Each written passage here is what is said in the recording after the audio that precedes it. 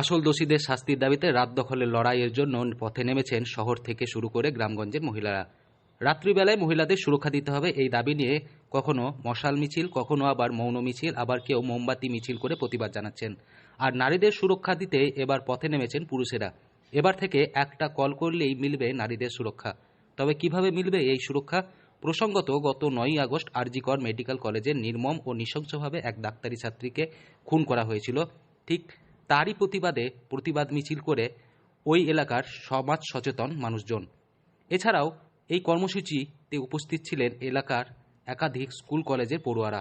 মূলত দিন দিন যেভাবে নারীদের ওপর অত্যাচার বাড়ছে তার প্রতিবাদেই ময়ূরেশ্বরে গর্জে উঠল এলাকার মানুষজন। সকাল থেকে ময়ূরেশ্বর বাজার জুড়ে প্রতিবাদ মিছিল করল ওই এলাকার মানুষ। এছাড়াও একটি কর্মসূচি গ্রহণ করা হয় এই প্রতিবাদ মিছিল থেকে। আজকে যে প্রতিবাদ মিছিল করা হলো কি কারণে? আজকে করে যে কয়েকদিন আগেই এক দিদির নৃশংসভাবে হত্যা হলো, সেই আন্দোলনের জন্য আমরা আজ এখানে আমরা চাই যে ওই দিদি যেন যথাযথ বিচার পায়। কারণ আজ যদি এই দিদি বিচার না পায় তাহলে হয়তো আমাদের মতো আরও অনেক মা বোনেরাও হয়তো এভাবে ধর্ষিত হবে এবং ধর্ষকরা বিনা শাস্তিতে হয়তো ঘুরে বেড়াবে। নেক্সট প্রতিবাদ কি আরো কিছু কি প্ল্যান আছে? যদি আমরা বিচার না পাই তাহলে আমরা আগামী 1 মাসের মধ্যে আরো তীব্র প্রতিবাদ আমরা জানাবো। আমরা আরো তীব্র মিছিলে আমরা মিলে আরো নাম ভয় নেই কর্মসূচি। এই বিষয়ে জানা যায় ময়ূরেশ্বর এলাকার বিভিন্ন যুবকেরা একত্রিতভাবে একটি কর্মসূচি গ্রহণ করেছেন, যেখানে ময়ূরেশ্বর এলাকার বিভিন্ন গ্রামে 4 থেকে 5 জন করে যুবক নিযুক্ত থাকবেন। সেই 5 জন যুবকের মোবাইল নম্বর পৌঁছে দেওয়া হবে গ্রামের মহিলাদের কাছে।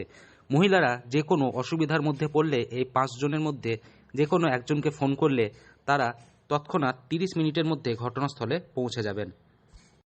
আমাদের ময়ূরেশ্বরে আজ যে প্রতিবাদ আন্দোলন ছিল আরজিকরের বিষয়টা নিয়ে, সেটা আমরা বেশ সফলতার সঙ্গে সমস্ত ছাত্রছাত্রী, সমস্ত শিক্ষক শিক্ষিকাদের সহযোগিতায় আমরা সফলভাবে তা পূরণ করতে পেরেছি।